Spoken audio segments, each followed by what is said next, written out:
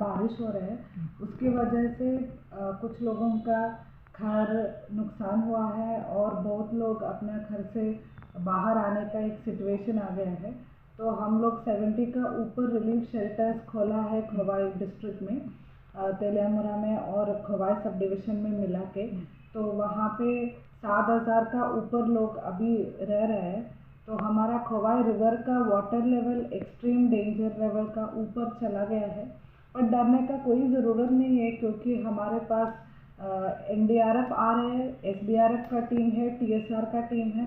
तो आपको जो भी लगे कि आपका जगह पे आपसे रेस्क्यू करना चाहिए तो आप डिस्ट्रिक्ट कंट्रोल रूम का टोल फ्री नंबर में कॉल करना और हम लोग तुरंत आपको बचाएगा।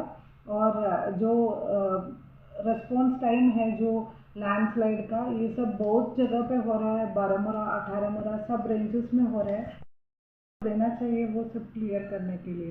तो आप लोग बहुत अच्छे से कोऑपरेशन दे रहे हैं प्रशासन, इसके लिए बहुत बहुत धन्यवाद।